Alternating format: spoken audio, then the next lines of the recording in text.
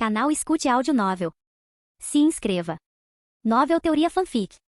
Fanfic Marvel, o eterno que não deveria existir, parte 7. Capítulo 54. Ponto de vista em primeira pessoa. O ar estava cheio de fumaça e sangue. Eu e Druig estávamos em cima de um muro, com vista para a cidade de Cartago. A cidade estava um caos. Fumaça subia pelo ar, gritos de homens e mulheres moribundos ecoavam pela noite, e o choro de crianças assombrava minha mente. Isto não é guerra, murmurou Druig, com o rosto cada vez mais pálido. Isto é um genocídio. Se bem me lembro, fiz isso uma vez em Troia, disse eu solenemente. Troia era diferente, disse Druig. Em Troia, nós conseguimos salvá-los, porque você estava envolvido, mas aqui... Druig continuou a cerrar o punho com força. Você não pode, eu disse. Eu poderia fazer alguma coisa, eu poderia parar os soldados em um. Pare, Druig. Dei um tapinha nas costas dele. Pare. Mas aqueles humanos, aquelas crianças, todos massacrados como porcos. Eu sei. Eu poderia detê-los. Eu sei. Então foi um erro? Druig rugiu para mim. Foi um erro termos ajudado esse humano a se desenvolver. Não sei, respondi. Sério que não sei. Druig então olhou para a cidade em chamas à sua frente e disse. Por quê? Por que não podemos interferir? Temos a tarefa de construir um mundo melhor para esses humanos, não é?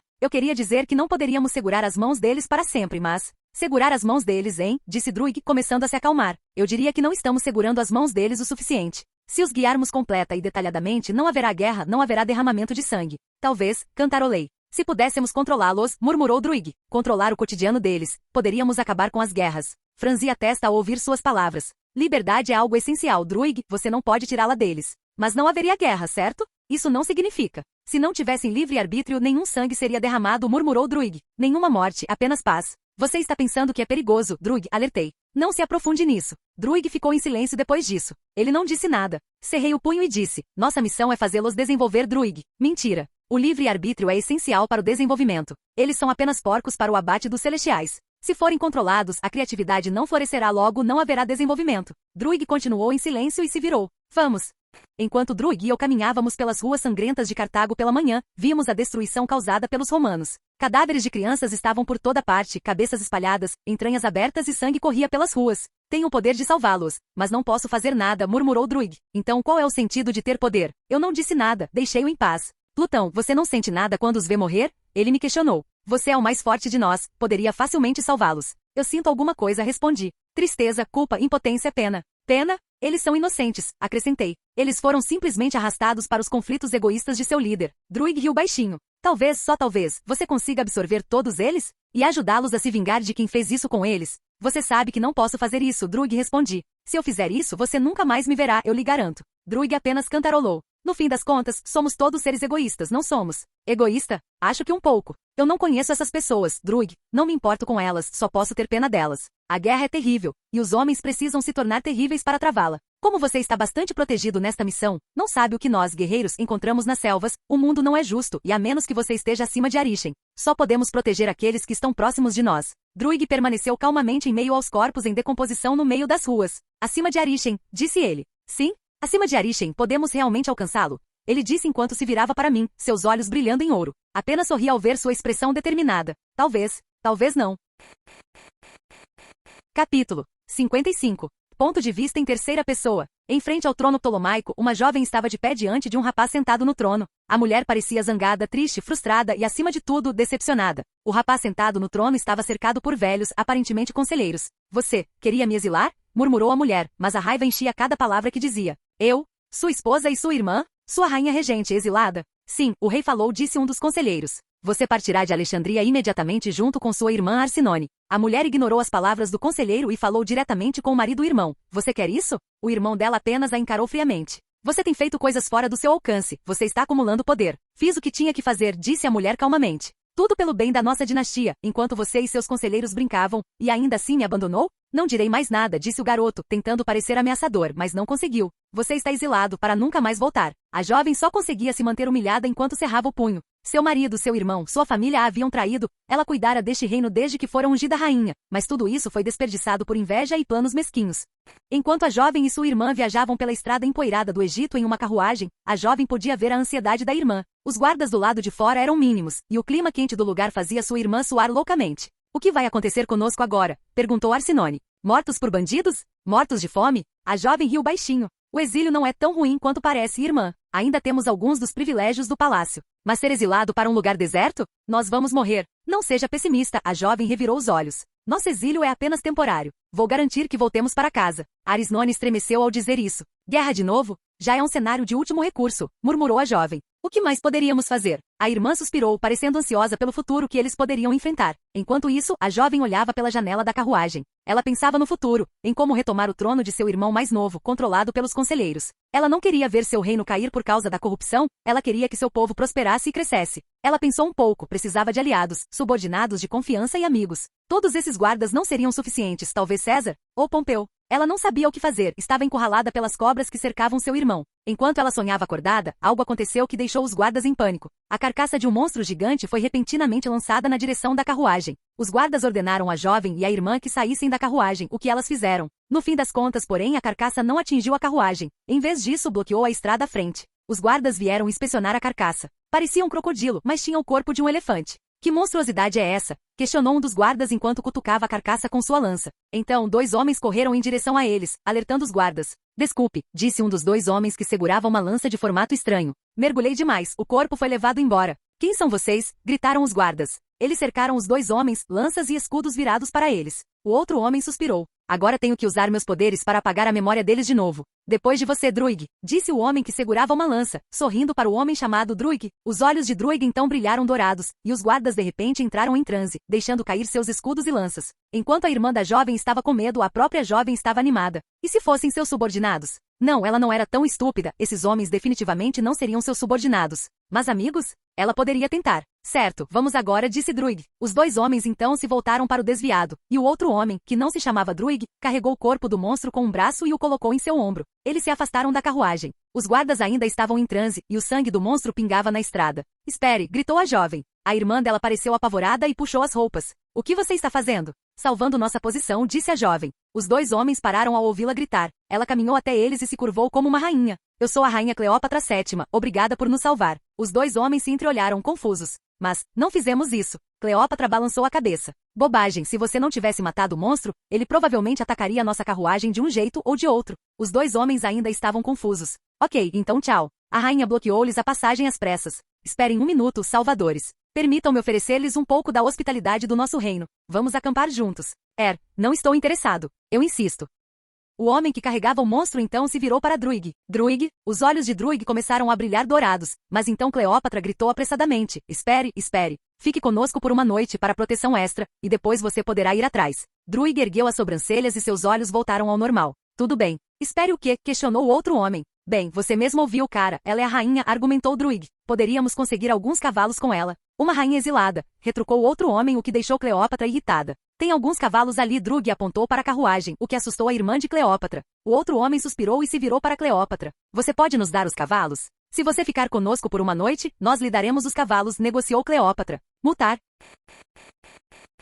Capítulo 56. O céu escurecera e as estrelas se mostravam novamente. Um grupo de homens e mulheres estava sentado em frente a uma fogueira, olhando sem jeito para o fogo crepitante à sua frente. Há 2 homens e 2 mulheres. As mulheres não conversaram, apenas ficaram olhando para os 2 homens à sua frente. A mais nova, Arsinoe, cutucava a irmã mais velha, Cleópatra, como se lhe dissesse para dizer alguma coisa, enquanto o silêncio se tornava insuportável. Mas, para sua surpresa, os homens falaram primeiro, aquele que parecia grego. Você é a rainha, por que está sentada conosco? Disse o homem em língua egípcia, surpreendendo Cleópatra. Você sabe egípcio? Questionou Cleópatra, também em egípcio. Um membro ptolomaico que sabia egípcio? Isso é novidade, bufou o outro homem, cujo nome é Druig. Eu estudei, disse Cleópatra. Se eu quiser conhecer meu povo, preciso falar a língua deles. Um esforço louvável, cantarolou grego. O povo deve te amar, né? Espero que sim, disse Cleópatra sorrindo, olhando para o fogo crepitante. Toda a minha vida eu só queria ver meu reino prosperar, mas a ameaça do norte nos fez escolher um caminho difícil. Caminho difícil? Questionou Druig. Suborno, disse Cleópatra. Meu pai gastou quase todo o nosso tesouro para subornar estadistas romanos, para que eles não nos invadissem.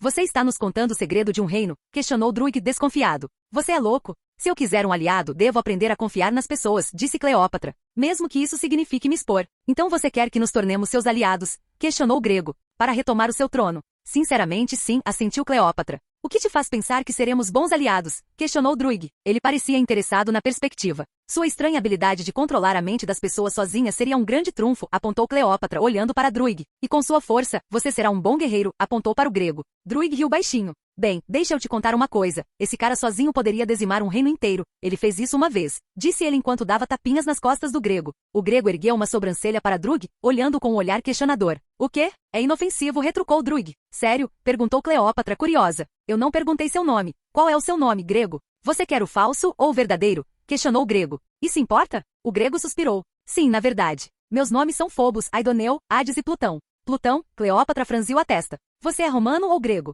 Nenhum. Não entendi bem o que você quer dizer, questionou Cleópatra. O nome dele é romano, mas ele disse que não é de Roma? É verdade, disse Druig, dando de ombros. Não somos nenhum dos dois. Você eu entendo. Seu nome não parece romano ou grego, mas Plutão. Esse é definitivamente romano. Acredite no que quiser, cantarolou Plutão. O olhar de Cleópatra estava fixo em Plutão, desconfiada. Quantos anos você tem? Quantos anos você tem? Retrucou Plutão. 21, respondeu Cleópatra. Plutão ficou surpreso com a resposta dela tão rápida. Então, olhou para Druig. Ei, Druig, quantos anos temos? Druig deu de ombros. Não sei. 4.952 anos. Plutão cantarolou e apontou para Druig. O que ele disse? Não brinque comigo, rosnou Cleópatra. Como rainha, eu lhe faço uma pergunta. Nós falamos a verdade, disse Plutão casualmente, ignorando o olhar furioso dela. Depende de você acreditar ou não. Cleópatra franziu a testa. Diga que você disse a verdade. Como é que você ainda está viva até agora? É complicado, disse Druig. A resposta é simples. Nós temos poderes. Isso não está ajudando. Mesmo que lhe disséssemos, você não entenderia. Experimente. Druig pigarreou.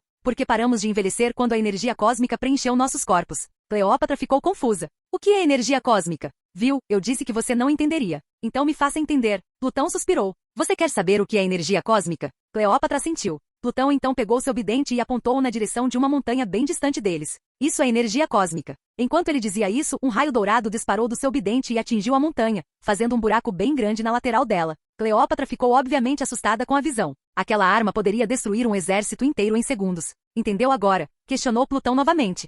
Sim, eu entendo. Plutão sentou-se novamente, deixando o ambiente bastante tenso, pois os guardas agora olhavam para Plutão com cautela e medo. Estava tudo quieto novamente, um silêncio constrangedor. Só se ouvia o vento uivante e o fogo crepitante. Arsinone estava morrendo de medo. Eu vou para a cama, ela disse enquanto saía da fogueira. Cleópatra então perdeu o medo e ficou curiosa. Qual é a sensação de viver para sempre? Questionou Cleópatra. Lembro-me de um poema de um poeta desconhecido em Atenas. Ele dizia que o verdadeiro castigo não era a morte, mas nunca conhecer seu doce beijo. Plutão riu baixinho. Ele devia ser um gênio. Gostei bastante do poema, disse Cleópatra. Ele retrata uma perspectiva diferente em relação à morte como a nossa egípcia. Vemos a morte como o próximo passo na vida. Uma pena que ele só tenha escrito um poema em toda a sua vida. Você nem sabe o nome dele, disse Plutão. Não preciso saber o nome dele para apreciá-lo. Ele, pode ser ela, embora os atenienses não sejam tão conhecidos pelos direitos das mulheres. Mas por outro lado, pode ser justamente por isso que o poeta nunca mais escreve nada. Druig de repente riu da conversa. O quê? Perguntou Cleópatra. O poeta é um ele. Posso lhe garantir, respondeu Druig. Druig, você sabe o nome dele? Perguntou Cleópatra curiosamente. Ele não sabe de nada, disse Plutão rapidamente, calando Druig. De qualquer forma, você deveria dormir agora. Prefiro não, disse Cleópatra. Não é todo dia que se fala com dois imortais.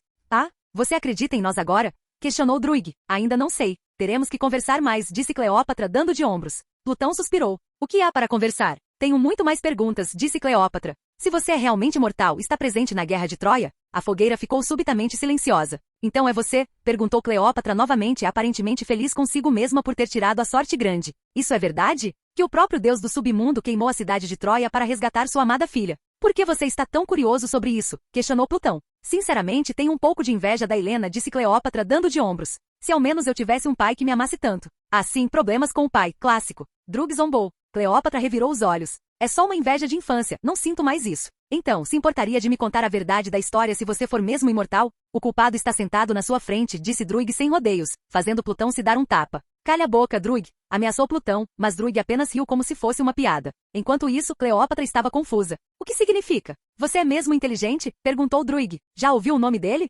Hades? O invisível? Espera o quê? Gaguejou Cleópatra. Vê, vocês dois são de deuses? Você acredita em deuses? Questionou Druig. Você não parece ser o tipo deles. Bem, era uma lição obrigatória no palácio. Mas acho que não existe, porque meu pai disse que elas são apenas ferramentas para controlar as massas. Não somos deuses, cantarolou Plutão. Apenas ajudamos a humanidade a florescer. Então você realmente incendeia Troia? Questionou Cleópatra curiosa com a resposta. Pela sua filha. E daí se eu fiz isso? Disse Plutão. Isso é. Ele realmente existe? Ela tem, cantarolou Plutão. Mas ela morreu há muito tempo. Isso é. Eu ainda não consigo acreditar nisso, murmurou Cleópatra sem palavras com o que acabará de ouvir. Acredite no que quiser, garotinha, disse Druig, mas a verdade é que nós existimos, vivemos entre vocês, escondidos à vista de todos. Cleópatra ficou em silêncio. Então por quê? Por que você nos deixou lutar um contra o outro? Plutão e Druig suspiraram simultaneamente. Essa vai ser uma longa explicação. Ao amanhecer, Plutão e Druig estavam prestes a deixar a tenda. Cleópatra estava na frente deles, despedindo-se deles. Parece que falhei em trazer vocês como meus aliados, hein? Questionou Cleópatra suavemente. Nós dissemos a vocês ontem à noite. Não podemos interferir em conflitos humanos, disse Druig solenemente. Bem, pelo menos eu tentei, assentiu Cleópatra. Ela então se curvou. É um prazer conhecer imortais como você. Plutão apenas sorriu suavemente. Tivemos uma boa conversa ontem à noite. Eu também gostei, assentiu Druig. Faz tempo que não me vinculo a um humano. Espero que você tenha sucesso no que faz agora. Obrigada, sorriu Cleópatra. Plutão então olhou fixamente para o rosto de Cleópatra por um tempo e disse: Você consegue? Perdão? Assuma o trono e seja uma boa rainha, disse Plutão. Você consegue mesmo? Cleópatra assentiu. Não sei o que vou enfrentar, mas estou confiante em mim mesma. Plutão apenas cantarolou e continuou. E aí? Você quer fazer um acordo? Capítulo 57. Plutão e Cleópatra estavam frente a frente. Plutão estava sem expressão, enquanto Cleópatra estava surpresa. Plutão, o que você está fazendo? Questionou Druig seriamente, mas Plutão ignorou. Que acordo? Perguntou Cleópatra. Eu lhe darei poder, disse Plutão. Em troca, você será meu apóstolo. Apóstolo, você vai me ajudar quando eu precisar. Que tipo de ajuda? Qualquer coisa, na verdade, disse Plutão. Se eu precisar de um reino para governar, eu te ligo. Se eu precisar de conselhos sobre como lidar com humanos, eu te ligo. Se eu precisar de um representante, eu te ligo. Cleópatra cantarolou. Tentador, mas não vou viver por muito tempo, né? Você será imortal como eu, disse Plutão abruptamente, surpreendendo Cleópatra. O que você diz? Cleópatra pensou um pouco. Se eu aceitar, posso te chamar de pai? Plutão ficou surpreso. O quê? Por quê? Sem motivo, respondeu Cleópatra dando de ombros. Você está me dando poder, então eu serei seu aprendiz, certo? Não exatamente, mas claro, você poderia chamar assim. Então, que tipo de poder você me dará? Questionou Cleópatra. Plutão abriu a palma da mão, olhando para o céu, e de repente, um anel prateado apareceu, flutuando em sua palma, brilhando suavemente.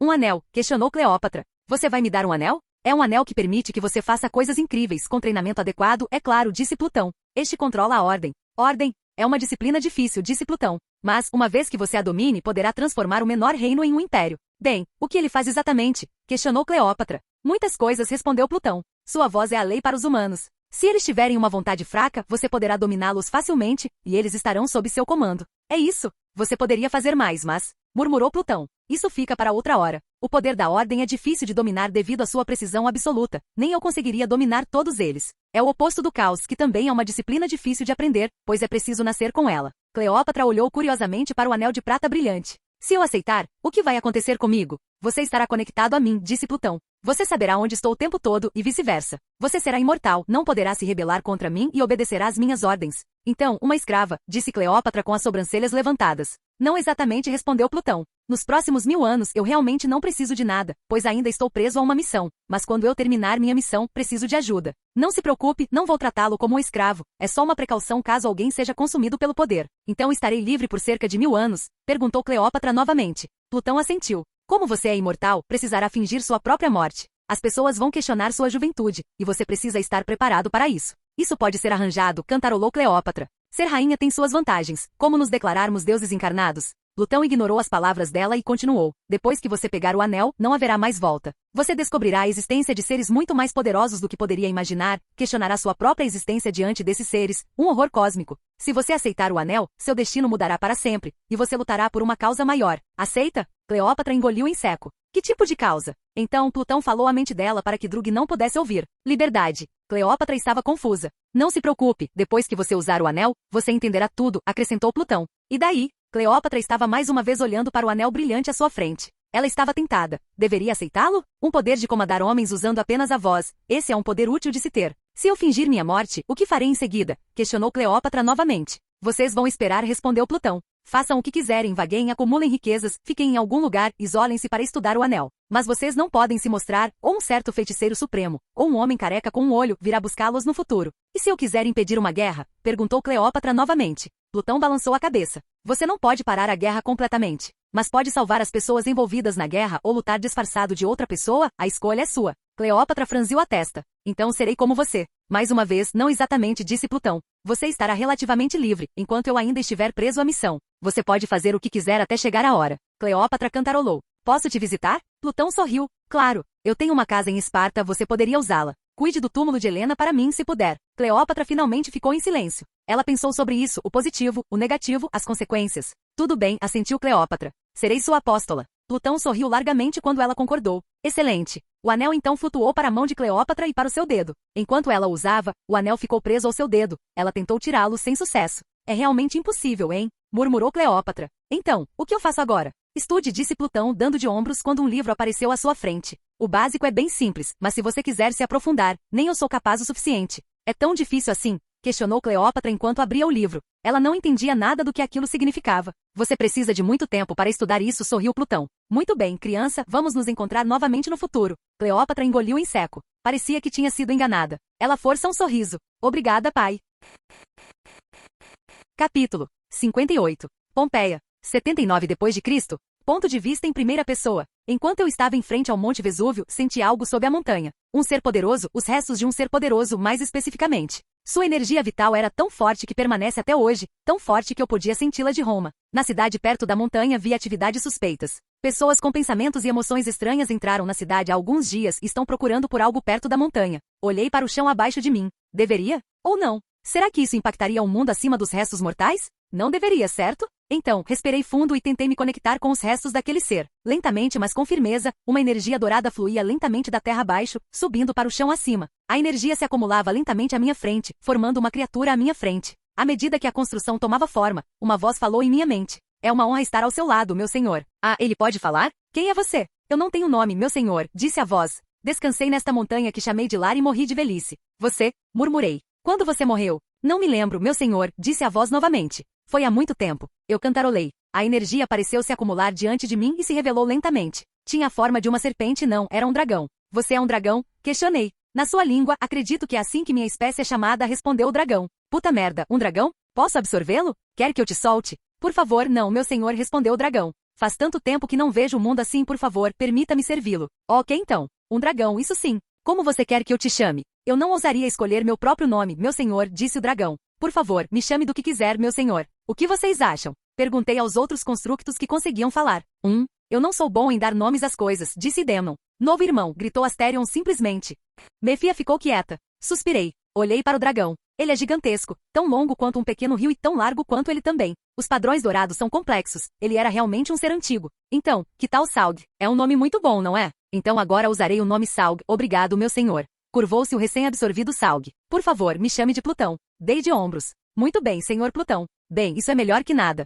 Enquanto caminhava em direção a Pompeia, um grupo de pessoas de repente me cercou. Eram pessoas que carregavam pensamentos estranhos na cabeça. Isso é um saco. Quem é você? Perguntei com as sobrancelhas levantadas. O grupo ficou em silêncio. Como você ressuscitou o dragão? Perguntou um dos homens com um sotaque estranho. Franzi a testa. Você viu aquilo? Vou perguntar novamente. Como você ressuscitou o dragão? Desculpe, mas eu não ressuscitei, respondi. Quem é você? Você tem um sotaque estranho, não é daqui, é? O homem suspirou. Se não quiser falar, nós o obrigaremos. Que porra é essa? Essas pessoas são jovens mestres ou algo assim? Estou em Pompeia, certo? Não na China. O grupo então, de repente, avançou sobre mim com espadas curtas. Eles estavam tentando me ferir, então me esquivei saltando alto no céu. Invoquei meu bidente e disparei lasers dourados contra aquele que me atacou. Alguns homens morreram, deixando mais alguns. Por que você me atacou? O homem que falou ainda estava impassível, mas percebi que estava furioso porque alguns dos homens morreram. Mas então, ele olhou para trás e assentiu, como se um homem estivesse lhe sinalizando algo de longe. Parece que a extração terminou. Encontraremos você em outra ocasião. O homem fugiu de mim, assim como seus homens. Ok, isso foi estranho. Mas eles pareciam asiáticos, da China talvez. Tentei persegui-los, mas eles desapareceram rapidamente. Depois daquele encontro bizarro, voltei para a cidade de Pompeia, onde vi uma visão ainda mais peculiar. É o Loki? Libertando umas cabras? Perguntei a mim mesmo ao ver dois homens vestidos de forma bastante moderna, aparentemente conversando no meio da cidade. Fiquei curioso, claro. Era o Loki e ainda se passaram alguns séculos antes do cara nascer. Aproximei-me dele. Por algum motivo, o outro cara entrou em pânico ao me ver, mas o Loki não me notou. Eu estava atrás dele e perguntei, o que você está fazendo aqui? Ah, gritou Loki pulando do cercado de cabras onde estava. Ele olhou para mim e seu rosto empalideceu. Tio. Oh, o que você está fazendo aqui? Tio, que estranho. Eu te perguntei primeiro. Bem. Loki olhou para o outro cara que estava com ele, e o outro fez um gesto para Loki correr. Desculpe, tio. Talvez a gente converse de novo em outra hora. Eu preciso ir. Enquanto ele dizia isso, a montanha atrás de mim tremeu. E pó de magma começou a sair do topo da montanha. Ei, é esse seu. Olhei na direção de Loki novamente e vi que ele e o outro cara tinham desaparecido. Que diabos, murmurei. Virei-me novamente e vi que a tempestade de areia se aproximava rapidamente da cidade. Isso, é culpa minha, questionei a mim mesmo. Não, meu senhor, disse Salg em minha mente. Há um grupo de pessoas que queria extrair meus ossos e eles desencadearam a erupção. Então não é minha culpa, cantarolei. Hoje é um dia estranho. Vamos sair daqui. Então, invoquei um portal de volta para Roma, de onde os outros estavam se preparando para partir. Entrei no portal, e ele se fechou enquanto a tempestade de poeira cobria toda a cidade de Pompeia. Canal Escute Áudio Novel. Capítulo 59. Barulho. Ponto de vista em terceira pessoa. No domo, Plutão e Tena comiam à mesa da nave. À frente deles está a Jaque, olhando-os com seriedade. Então, do que se trata? Questionou Plutão enquanto bebia de sua caneca. É sobre eu e Tena juntos? Você sabe que não pode nos forçar a nos separar. É uma atitude um tanto rude se você realmente está pensando nisso, acrescentou Tena, comendo um pedaço de pão do seu prato. A sobrancelha de Ajax se contraiu ao ouvir o que eles disseram. Não, não é sobre isso, respondeu ela calmamente. Então? Ajax suspirou. Ela colocou um dispositivo bastante complexo sobre a mesa. Apertou um botão e um vídeo de um campo de batalha apareceu. Esta foto foi tirada pelo drone de Fastos, disse Ajax, na área entre o Congo e Wakanda. Ok, o que você está dizendo? Reconhece essas criaturas? Perguntou Ajax calmamente enquanto ampliava a filmagem, onde um gorila enorme lutava contra dois homens, com um martelo de pedra. Assim que viram isso, Plutão e Tena engasgaram com suas bebidas. Ajax cantarolou divertido. Então vocês são mesmo os culpados. Plutão se recuperou primeiro. Aquilo são gorilas? Humanos lutando? Com armas? Tena acrescentou sem jeito. Não só isso. Ajax então tocou novamente no dispositivo, e ele mostrou imagens de uma civilização de macacos bem grande. Eles tinham cabanas em uma árvore, todas conectadas por madeira e cordas. Eles construíram casas grandes. Tena e Plutão então se entreolharam, já sabendo que eram a causa disso. Engoliram em seco e se viraram para Ajax mais uma vez. Em nossa defesa, pensamos que eles simplesmente esqueceriam depois de alguns séculos. O que você ensinou a eles? Perguntou Ajax novamente. Linguagem de sinais, disse Plutão sem jeito. E como se defender? Acrescentou Tena. Ajax suspirou. Bem, você tem que lidar com isso agora. Lidar com o quê? A guerra, Plutão, a guerra, disse Ajax calmamente, mas Plutão percebeu que ela estava irritada. Não queremos uma civilização de macacos aterrorizando os humanos, queremos? O que você quer que façamos então? Matemos os macacos, questionou Tena. Claro que não. Ajax balançou a cabeça. Tente ajudar as duas civilizações a se entenderem, faça os dois assinarem a paz ou algo assim. É isso? Bem, você quer mais? Questionou Ajax exigente. Isso já é uma bagunça. Não queremos acabar com a sociedade dos macacos, só queremos garantir que eles não incomodem os humanos. Então, só precisamos parar o derramamento de sangue? Tena reconfirmou. Sim, assentiu Ajax. Parem com o derramamento de sangue.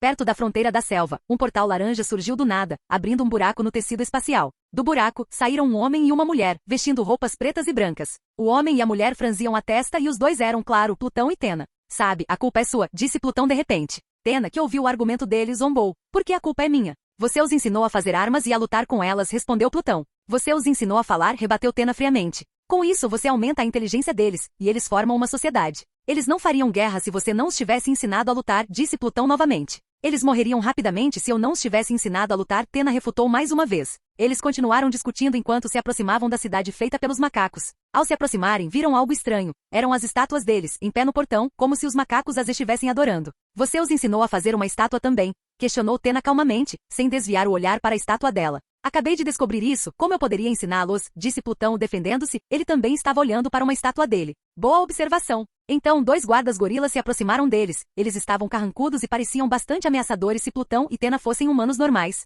Os guardas rugiram para Plutão e Tena, tentando assustá-los. Mas não conseguiram. Plutão e Tena continuaram parados, despreocupados, na frente deles. Os gorilas ficaram surpresos. Um gorila olhou para o parceiro e disse ao outro gorila em linguagem de sinais. Ei, Chevi, não funciona, devemos atacá-los? Não os ataque, Azizi, nosso Deus diz que não devemos atacar sem provocação, disse o outro gorila, chamado Chevi. Azizi assentiu vigorosamente. Você tem razão, Chevi. Plutão então tossiu, atraindo a atenção dos gorilas. Então, disse em linguagem de sinais, posso me encontrar com o seu líder? Os dois gorilas ficaram surpresos. Como vocês sabem a nossa língua? Perguntou Azizi enquanto pulava para cima e para baixo, aparentemente alerta e animado ao mesmo tempo. Plutão sorriu. Quem você acha que te ensinou tudo isso? Azizi ficou confuso, mas então Chevi o puxou. Azizi olhou para Chevi e viu que ele estava pálido e apontava para uma estátua do deus deles. Azizi olhou para a estátua, depois para Plutão, depois para a estátua novamente, e percebeu que ele era o deus deles. Vê você é Exu? Questionou Chevi, tremendo de medo e excitação. É assim que Arambi me chama, murmurou Plutão. Acho que sim. Chevi então se virou para Tena, que também sorria suavemente para eles como uma mãe sorrindo para seu filho.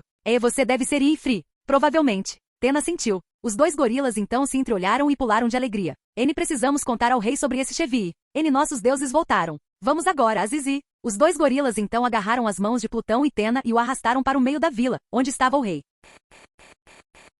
Capítulo 60. Algumas semanas antes da chegada de Plutão e Tena, Grodd era um jovem rei. Seu pai, Grodd, morreu na guerra que estava apenas começando contra os vacandenses. Quando foi coroado rei, as pessoas duvidaram dele. Ele não era um guerreiro, mas era um gorila curioso. Quando seu falecido pai era rei, ele nunca treinou a arte do combate, sagrada para a sociedade dos macacos, pois a arte foi ensinada pela própria deusa. Em vez disso, ele experimenta, estudando os costumes do mundo usando o cérebro e as mãos. Foi ele quem criou as armas de alta qualidade dos gorilas, feitas de metal em vez de pedras.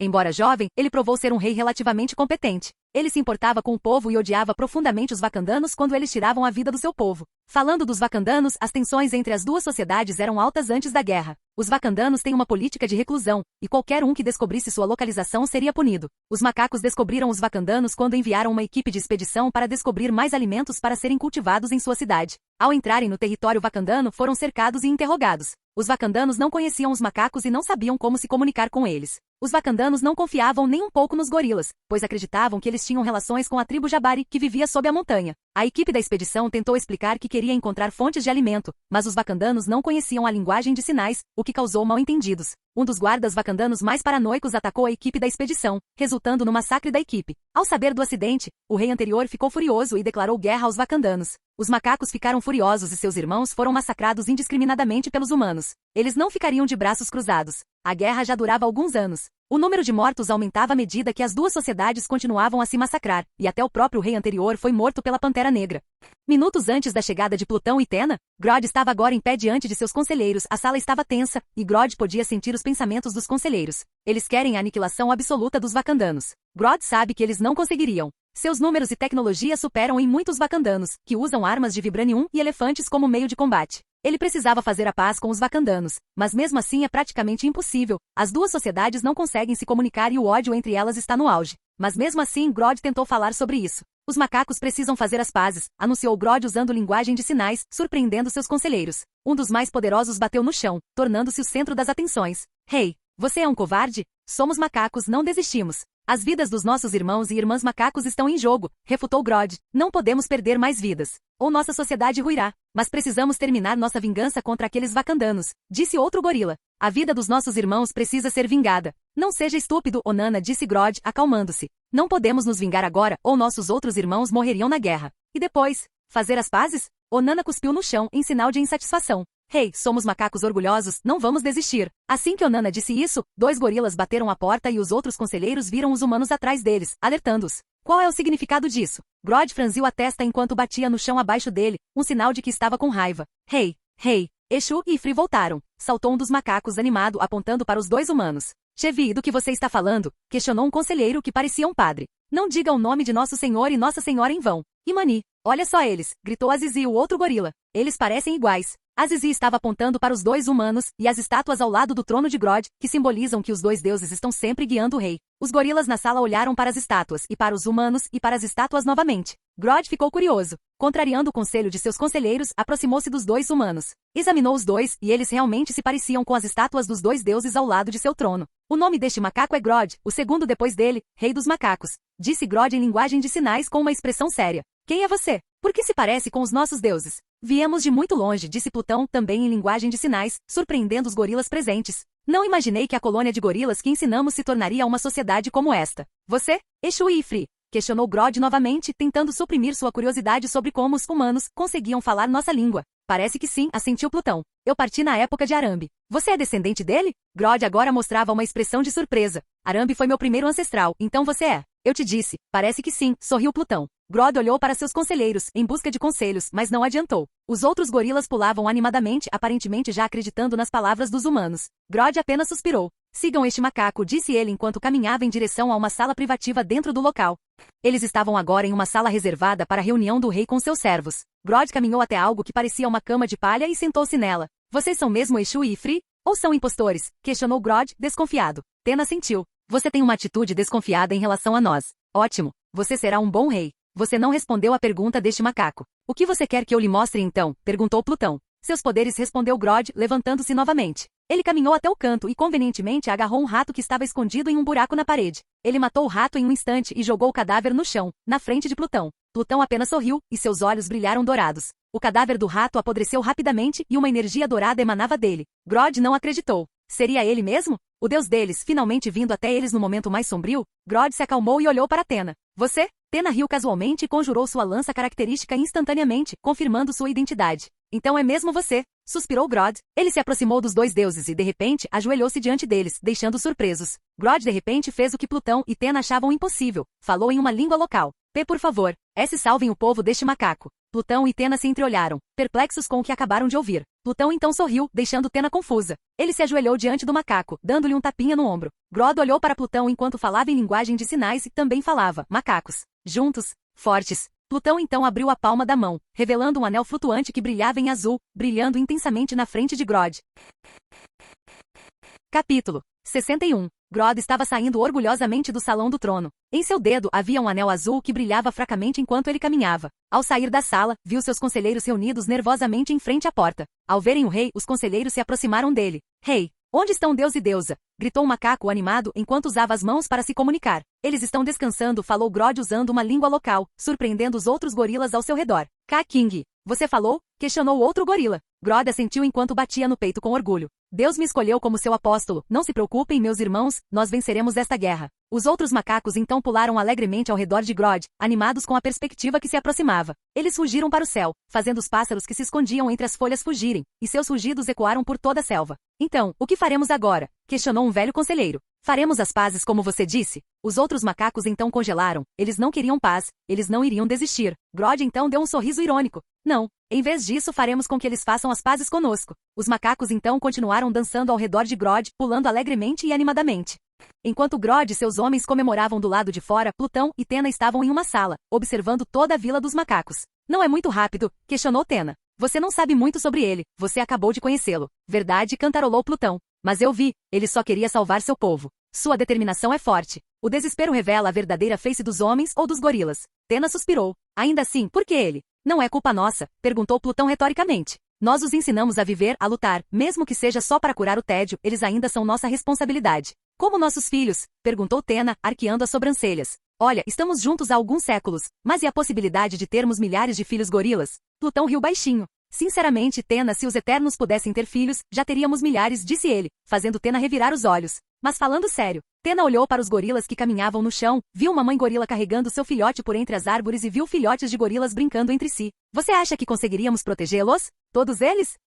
Plutão suspirou. Caminhamos até ela e a abraçamos por trás. Ele beijou sua cabeça e disse, você protegeu a Babilônia de milhares de deviantes, por que não pode fazer isso aqui? Eu tive ajuda. Bem, você me pegou, acrescentou Plutão. Tena pareceu hesitante. Eles entrarão em conflito com os humanos e certamente perderão. Você subestima a tenacidade deles, cantarolou Plutão. Além disso, poderíamos escondê-los, e Grodd desenvolveria algo que os ajudaria. Você poderia confiar nele? Não importa, disse Plutão. O anel único, lembra? Se ele se mostrar incompetente e cheio de ganância, eu posso simplesmente tirá-lo dele. Tudo bem, disse Tena. Eu confiarei em você. De repente a porta se abriu com força, e Grodd estava olhando para eles animadamente. Ó Exu, este macaco vai precisar de conselho sobre. Ele congelou enquanto olhava para Plutão e Tena. Este macaco acabou de atrapalhar o processo de criação de pequenos deuses. Ele entrou em pânico e se ajoelhou diante dos dois.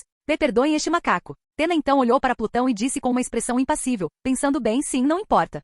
Alguns meses depois, um grupo de vacandanos acampava na fronteira entre as planícies e a selva. Pareciam calmos, pois venceram quase todas as guerras. Estavam comendo e polindo suas armas, alimentando seus cavalos, mas não trouxeram elefantes, pois estavam indo para a selva, querendo aniquilar os gorilas de uma vez por todas. Embora soubessem agora que os macacos não tinham qualquer envolvimento com a tribo Jabari, ainda desconfiavam dos macacos inteligentes. Podiam simplesmente contar a outra sociedade sobre a existência dos vacandanos ou atacar suas terras para roubar o Vibranium. Naturalmente achavam que os macacos inteligentes não eram normais, achavam que havia alguém por trás deles, e estavam certos, é claro, mas não sabiam disso. Um vigia observava a selva quando notou alguns olhos observando o acampamento. Os arbustos ao redor da selva se moviam e as árvores tremiam. O vigia franziu a testa e gritou para o acampamento. Alguém está se aproximando de nós, ele gritou. A Dora Milaje, que supervisiona o treinamento do grupo de guerra, também franziu a testa. Ela caminhou em direção ao vigia e perguntou. O que você vê? Ela questionou. Árvores se movendo, arbustos tremendo, disse o vigia. A Dora Milaje cantarolava. Ela caminhou em direção à selva, para grande consternação do vigia. O que você está fazendo, minha senhora? Gritou o vigia. A Dora Milaje deu de ombros e continuou andando. Ela se aproximava cada vez mais, agarrando sua lança com força e finalmente, quando achou que estava perto o suficiente, parou. Saiam, gritou a Dora Milaje. Silêncio. Não havia som algum. Mas então, algo saltou repentinamente das árvores acima dela, pousando na sua frente. O chão tremeu quando aquela coisa pousou, e essa coisa acabou sendo um gorila, segurando um martelo de guerra apoiado no ombro. Ele usava um capacete e uma armadura de metal como um verdadeiro guerreiro. O gorila também parecia usar um anel azul, brilhando fracamente em seu dedo. Você não é bem-vindo aqui, disse o gorila em Wakanda, surpreendendo a Dora Milaje. Volte. Você, como consegue falar? Como consegue falar a nossa língua? Questionou a Dora Milaje, séria. Não importa, rosnou o gorila. Vire-se e nunca mais volte. Caso contrário, sangue seria derramado nesta terra sagrada. A Dora Milaje balançou a cabeça. Sinto muito, mas são ordens do rei. Não podemos correr o risco de nos expor por causa da sua espécie. O gorila então suspirou. Não contaremos a outros humanos. Você tem minha palavra. Não posso confiar em você, macaco, disse a Dora Milaje. Mais uma vez, peço desculpas, é uma ordem do rei. Então eu também peço desculpas por matar a sua espécie, suspirou o gorila. A Dora Milaje ficou subitamente alerta e das árvores saiu uma chuva de flechas, atingindo o acampamento em frente à selva. Como isso é possível? Macacos podiam usar flechas? Pensou a Dora Milaje. Nos primeiros meses da guerra, os macacos dependiam apenas da força bruta, usando martelos e paus para atacar, mas flechas? Isso é novidade. Enquanto isso, os soldados de Wakanda que ainda comiam no acampamento foram alvejados do céu, sendo perfurados por flechas. Não houve tempo para se protegerem. Eles foram mortos pelas flechas de forma rápida e ágil. A Dora Milaje foi pega de surpresa. Ela se desesperou ao ver seu bando sendo massacrado daquela forma. Seus cavalos fugiam por toda parte. Gritos de dor podiam ser ouvidos enquanto mais e mais flechas caíam das árvores. A Dora Milaje se virou para o gorila novamente, apenas para ver um martelo de guerra vindo em sua direção. Ela foi jogada a poucos metros de distância. Gemeu de dor antes de desmaiar devido à força bruta do martelo de guerra. O gorila suspirou enquanto gritos e berros de macacos eram ouvidos do topo das árvores. Era a primeira vitória deles, claro que estavam felizes. O gorila da frente sorriu e tirou o capacete. Ele rugiu para o céu, comemorando a primeira de muitas vitórias que viriam. Capítulo 62. Com o passar dos meses e a mudança de ano, a guerra continuou. Os macacos começaram a reagir, usando as árvores e o ambiente como vantagem. Durante esses meses, Plutão ensinou a Grodd táticas de guerra adequadas à situação dos macacos. Ele lhe ensinou tecnologias de guerra adequadas à época, como zarabatanas, armadilhas, arcos, armaduras aprimoradas e muito mais. Plutão também ensinou a Grodd línguas que podem ajudá-lo a criar a própria língua dos macacos quando todos eles conseguirem falar. Graças ao Anel do Poder, que é o Anel do Conhecimento, Grodd aprimorou sua inteligência, e ela continuará aprimorando com o passar do tempo. Ele aprendeu com rapidez e eficiência, e foi capaz de praticar o conhecimento que Plutão lhe dera em um instante. Agora, muitos wakandanos foram mortos por causa de armadilhas contaminadas com excrementos. Prisioneiros de guerra estão se acumulando lentamente nas masmorras da cidade, e flechas estavam por toda parte na selva perto do assentamento. No acampamento dos macacos, na verdade não, os macacos estão apenas descansando entre os galhos das árvores. Tena estava cara a cara com Grodd. Ela tinha o martelo de guerra que os macacos usavam, que não era problema para ela carregar. Grodd também tinha a mesma coisa e os dois estavam cercados por outros macacos. Se quiser usar o martelo de guerra, precisa usar a gravidade a seu favor, disse Tena. Martelos de guerra são contundentes e podem perfurar armaduras e escudos facilmente, mas seu inimigo está usando vibranium, então sugiro que use lanças, espadas ou adagas e apunhale os pontos fracos da armadura dele. Adagas, espadas, lanças, não usem objetos contundentes, ataquem os pontos fracos, repetiu Grodd enquanto Tena e ele circulavam um ao lado do outro. Entendo. Ótimo, cantarolou Tena. Agora, como a maioria de vocês são gorilas, vocês precisam usar seu tamanho e força a seu favor. Tena então correu em direção a Grodd e agarrou seu rosto, assustando o jovem rei. Incapacite os soldados e então esfaqueie-os com as adagas ou espadas que você tem. Esse sim. Grodd engoliu em seco. Tena suspirou ao soltar Grodd. Você acha que poderia ensiná-los? Questionou Tena, olhando para os macacos curiosos que o cercavam. Eles são o meu povo, disse Grodd enquanto pegava seu martelo de guerra que estava no chão. Farei o meu melhor para ensiná-los. Encontrarei uma maneira de fazê-los semelhantes a mim, capazes de falar. Tena cantarolou divertida. E como você vai fazer isso? Ainda não sei, disse Grodd, balançando a cabeça. Ele olhou para o anel em seus dedos, que brilhava fracamente ao tocá-lo. Exu me deu a oportunidade de aprimorar meu povo, de protegê-lo para que não fossemos oprimidos tão facilmente como antes. Vou usá-la. Tena sorriu suavemente enquanto acariciava Grodd. Ela se virou e disse, boa sorte no treinamento deles. Farei o meu melhor, deusa. Grodd assentiu fracamente.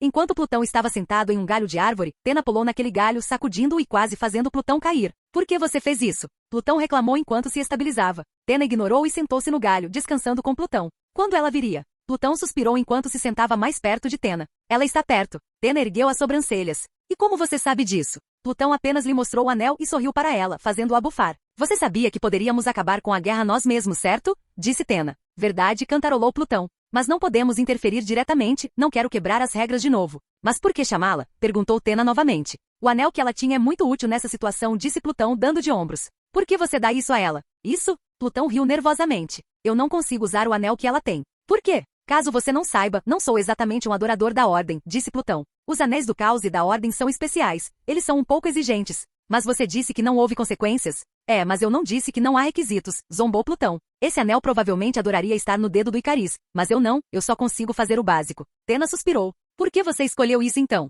Eu não escolhi, resmungou Plutão. Quando fiz o anel, ele foi aleatório. Tena riu, como se o que Plutão dissesse fosse uma piada. Randomizado? Não estou brincando, resmungou Plutão. É realmente aleatório.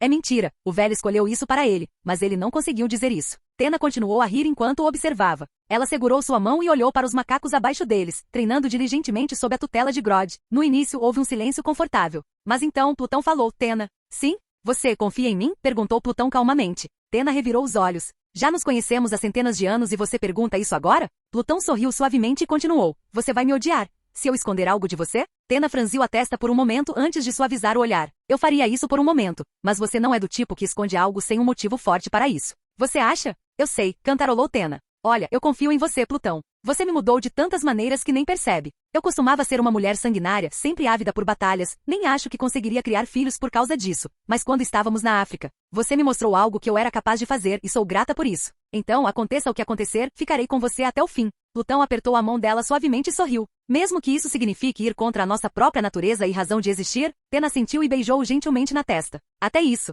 Na noite daquele dia, um bando de humanos se aproximava do acampamento. Os macacos estavam alertas e imediatamente cercaram o bando. O bando de humanos não parecia pertencer a Wakanda, os macacos não o reconheceram, mas Plutão e Tena certamente o reconheceram. Eram egípcios. Abaixem-se, disse Plutão em linguagem de sinais para os outros macacos. Os macacos, como era a ordem de seus deuses, o obrigaram. Enquanto isso, Grodd caminhava ao lado de Plutão e Tena. Exu, quem são eles? Eu senti algo vindo do meio daquele bando de humanos, questionou. Não foi Plutão nem Tena quem respondeu, foi outra pessoa, a voz de uma mulher. Sua irmã, disse a voz. O grupo de homens se dividiu de repente, revelando uma pequena carruagem. A porta da carruagem se abriu e revelou uma jovem linda à sua maneira. Sério? Uma carruagem? Não é de se espantar que você tenha demorado tanto, suspirou Plutão. A jovem olhou para Plutão e sorriu gentilmente. Curvou-se como uma nobre e o cumprimentou. Pai. Ela olhou para a mulher ao lado dele e franziu a testa, mas mudou de atitude instantaneamente, curvou-se novamente diante dela e cumprimentou Tena. Mãe. Grodd ficou confuso. Irmão? Mãe? Quem é ela? A jovem caminhou até Grodd. Ela o inspecionou de cima a baixo e assentiu. Como eu disse, sou sua irmã, não precisa se confundir, disse ela, mostrando-lhe o anel de prata em seu dedo. Grodd sabia o que aquilo significava. Ela era como ele. Ele estendeu o braço, fazendo um gesto de bater o punho na direção dela. Grodd. A mulher sorriu e lhe deu um soquinho. Cleópatra.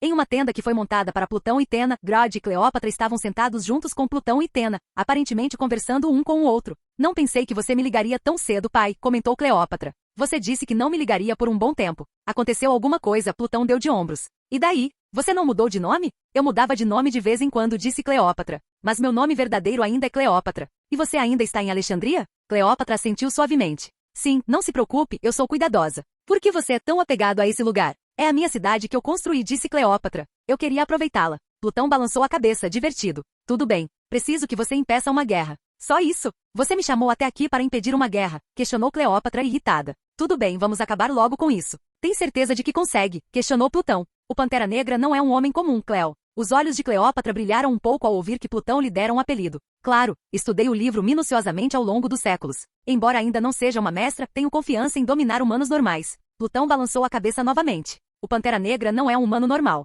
Grodd assentiu, finalmente entrando na conversa. O Pantera Negra tem uma força anormal para um humano, e também resistência. Ele provavelmente comeu algum tipo de erva nutrida pelo Vibranium, comentou Tena. Tem certeza de que conseguiria? Cleópatra olhou para Tena. Plutão sentiu que Cleópatra queria sua aprovação, então assentiu. Tenho certeza. Plutão suspirou. Bem, se você tem certeza, marcharemos em direção a Wakanda a partir de amanhã. Grodd tentará iniciar uma discussão. É aí que você entra. Não se preocupem, não vou decepcionar vocês, pai e mãe. Capítulo 63. Enquanto o sol brilhava intensamente, irradiando um calor penetrante para os seres humanos que caminhavam sobre a terra, dois exércitos se enfrentaram em uma savana bastante deserta e aberta. Diferentemente de quaisquer exércitos, os dois eram de espécies diferentes, um exército de macacos e um exército humano. O líder do exército humano usava uma armadura negra com um capacete de pantera. Ele segurava uma lança decorada e um escudo redondo, todos brilhantes, enquanto o líder do exército de macacos estava blindado até a borda, mas não portava nenhuma arma. Os dois líderes então caminharam em direção um ao outro com seus guarda-costas. O líder dos macacos trouxe dois macacos também blindados e armados com lanças, enquanto o exército humano trouxe guarda-costas femininas com um vestido vermelho como armadura. O exército de macacos também trouxe algumas prisioneiras. Todas eram mulheres carecas, parecidas com os guarda-costas que protegiam o líder humano. Eles se encontraram no meio do campo de batalha, os guardas se encaravam, olhos cheios de ódio, prontos para matar uns aos outros. Saudações, rei de Wakanda, disse o líder dos gorilas. O líder humano, o rei wakandano, encarou o líder gorila com bastante atenção antes de dizer: então você realmente fala a nossa língua?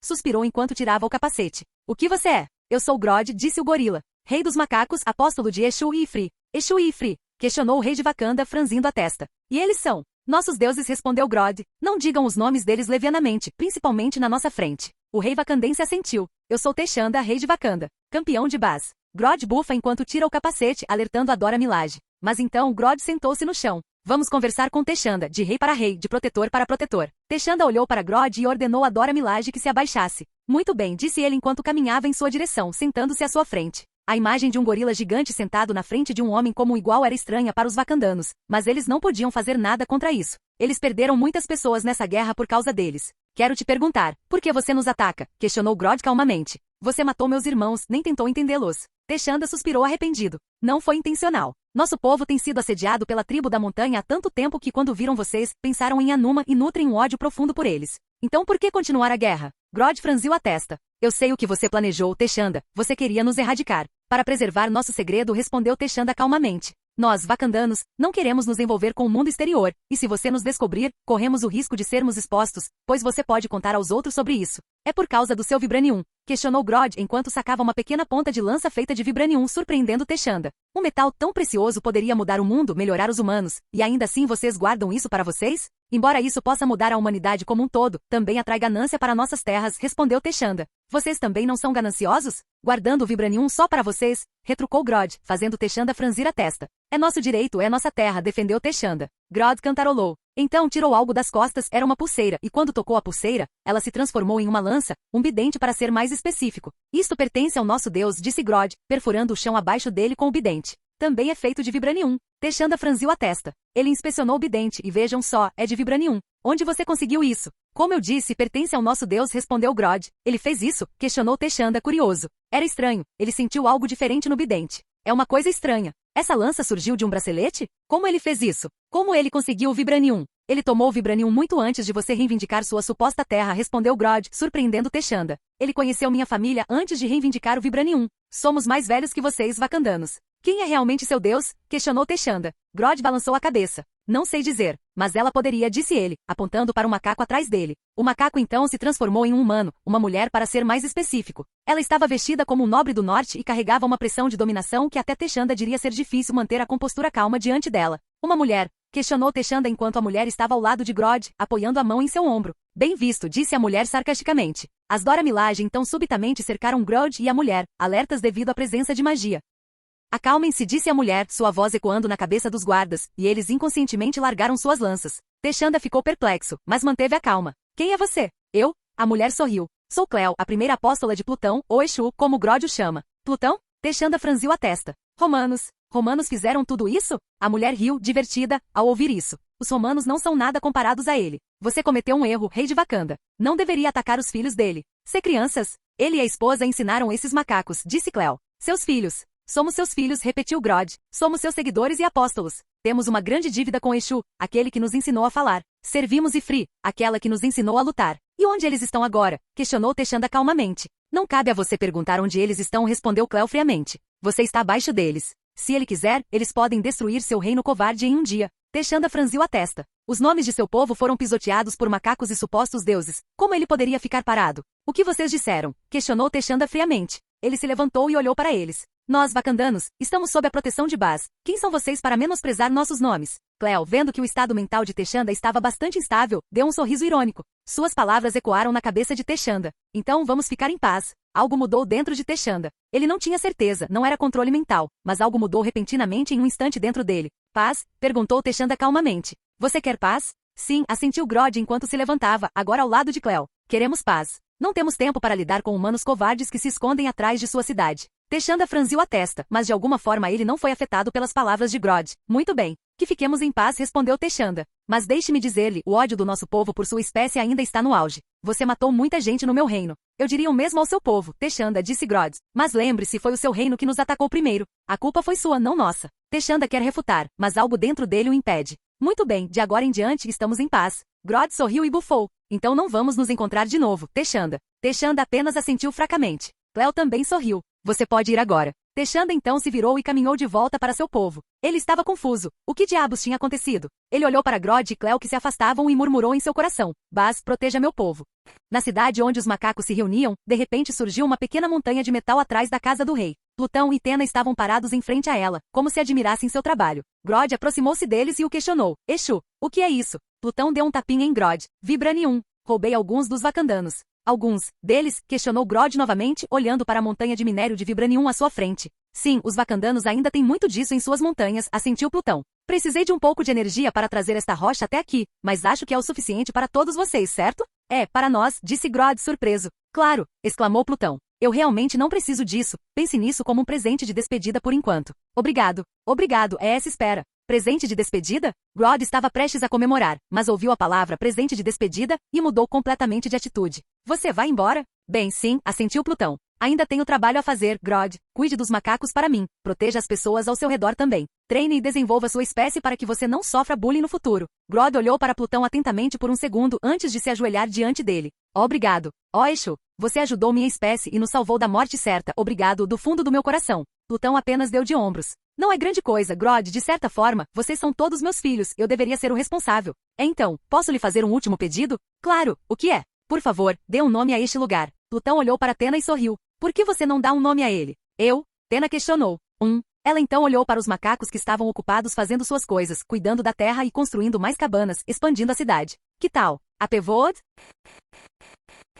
Capítulo 64. É ponto de vista de Plutão. Viajando, a parte mais chata da jornada, eu e os outros estávamos viajando para a Índia, onde ficaríamos por alguns anos. À medida que a humanidade se tornou mais inteligente, não podemos mais usar o domo livremente, pois as chances de sermos descobertos aumentavam cada vez mais com o desenvolvimento dos humanos. Viajamos a cavalo, a Jaque e Kingo iam na frente, porque a Jaque disse que eles eram parecidos em termos de aparência, segundo os moradores locais. Também ouvi algumas conversas sobre Icariz e Cersei se casando aqui, eles têm conversado com a Jaque sobre isso, e vi Tena me lançando alguns olhares furtivos. Isso não é bom. Aproximei-me de Sprite, que olhava para Cersei e Icariz à minha frente com bastante inveja. Ela apertava a cela com força e se esforçava ao máximo para não fazer cara feia. Você está bem, Sprite? Perguntei. Ela olhou para mim e zombou. Não é da sua conta, cara. Eu só ri. Ela está muito mal-humorada hoje. Você está com ciúmes, Sprite? Seu ídolo vai se casar? Sprite me olhou de lado e falou. Você tem algum problema com isso? Olhei para Sprite com pena e suspirei. Você precisa seguir em frente, Sprite. Isso não vai acontecer. Sprite olhou para mim com raiva, mas seu olhar se suavizou. Ela olhou para a cabeça do cavalo e acenou com a mão, e eu pude sentir o som ao nosso redor diminuir. Por que Arishem me fez assim? Questionou Sprite, ainda olhando para Cersei e Icariz à sua frente. Eu nunca envelheço, as pessoas pensavam que eu era uma criança, e quando percebem que eu nunca cresço, elas surtam. Sinceramente, tenho pena dela, presa no corpo de uma garotinha todo esse tempo, deve ser um inferno para ela. Sprite, Arishem fez você assim por um motivo. Então qual foi o motivo? Bem, sinceramente não sei, respondi, fazendo Sprite bufar. Mas tenho uma teoria de que Arishem te deixa assim porque crianças tendem a ser confiáveis. Quando humanos te encontram sozinhos na cidade, qual é a reação deles? Bem, se forem gentis, vão me oferecer comida, abrigo, respondeu Sprite. Se não forem, vão tentar me abusar. Ok, tosse. Isso ficou sombrio. Bem, a questão é que por você ser criança, os humanos confiam mais em você, porque aos olhos deles você é apenas uma criança inocente. Você receberá ajuda de pessoas legais e por isso, poderá fazer seu trabalho com eficiência. Eficientemente, hein? Murmurou Sprite. No fim das contas, o que importa é a eficiência, não os meus sentimentos. Bem, talvez um dia você encontre alguém e eu a consolei. Algum dia, quando você crescer, é claro. Eu poderia, questionou Sprite. Ela então se virou para mim, me encarando com olhos esperançosos. Você poderia. Balancei a cabeça rapidamente. Desculpe, Sprite, não posso. Ela rapidamente ficou desapontada, cancelou a barreira de ilusão ao nosso redor e apenas acelerou o passo, me deixando sozinho. Talvez um dia eu a ajude. Ao chegarmos a um prédio que parecia um muro, fomos instruídos a continuar nossa jornada pelo topo do muro. Ir para a capital pelo muro era muito mais rápido, disseram os guardas, e é claro que seguimos suas indicações. Assim que chegamos ao topo do muro, continuamos nossa jornada, mas já estávamos perto da capital. Na estrada, vimos a arquitetura local. É uma lufada de ar fresco depois de tantos millennials vivendo na Grécia e arredores. Era único e estranho ao mesmo tempo. Depois de algumas horas de passeios revigorantes pelas muralhas, finalmente chegamos à cidade de Pataliputra. Era uma vista magnífica. Mais uma vez, uma lufada de ar fresco da arquitetura grega. É muito bonito, disse Tena de repente ao meu lado. Sim, é. Concordei com a cabeça. Icariz e Cersei escolheram o lugar perfeito para se casar, ela continuou, sorrindo amplamente para mim. Mas aquele sorriso. Algo me faz estremecer entre aquele sorriso. Sim, sorte deles. Respondi nervosamente. Ela apenas cantarolou majestosamente como sempre faz e acelerou o passo, afastando-se de mim. Fiz algo errado? Questionei-me. Quando nos estabelecemos na capital e a Jaque estava organizando o casamento de Icariz e Cersei, tivemos uma pequena pausa naquela cidade. Ficamos livres para fazer o que quiséssemos por um tempo, e os outros, que normalmente não tinham liberdade, ficaram bem satisfeitos com isso. Enquanto isso, eu estava sentado nas muralhas, vendo as pessoas indo e vindo, cuidando de seus próprios negócios. Eu gosto bastante, é algo tranquilo de se ver, longe do sangue do campo de batalha, do sangue dos desviantes ou dos humanos. De repente, senti alguém caminhando em minha direção. Me virei e vi Cersei, parecendo muito feliz consigo mesma. Olá, Cersei. Sorri. Plutão. Ela me cumprimentou. Sentou-se ao meu lado, acompanhando minha vigília. É algo pacífico de se fazer, comentei. Ver as pessoas andando por aí, cuidando das próprias necessidades. Estou cansado de ver sangue desviado. Cersei assentiu. É muito bom ver você adquirindo hobbies tão bons quanto esse. Eu zombei. Ei, eu esculpo. Você devia ver a estátua da Helena na minha casa em Esparta. É incrível. Cersei riu baixinho. Gostaria de ver sua arte algum dia. Talvez você também pinte, ou haja como Kingo. Dei de ombros. Não sei. Mas eu poderia fazer poemas, os gregos adoram meus poemas. Ah, você quer dizer aquele poema sobre a morte? Você leu? Questionei. Sim, muito bom, louco, mas bom, disse Cersei casualmente. Bem, fico feliz que você tenha gostado. Eu ri. Ficamos então sentados em um silêncio confortável por um tempo. Os ventos sopravam em nossa direção, era um vento quente, e era agradável, pois o tempo estava bem quente naquele momento. Então, continuei a conversa. Você vai se casar com Icariz em alguns dias.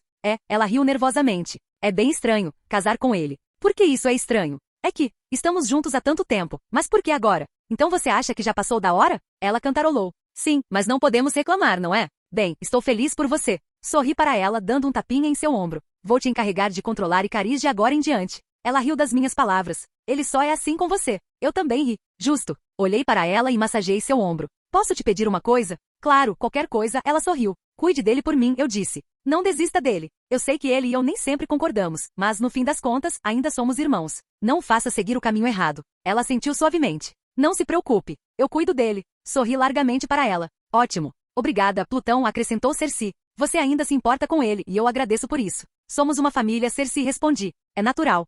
Fim do vídeo. Para acesso antecipado à continuação dos vídeos, ou para incentivar o canal, vire membro. Muito obrigado.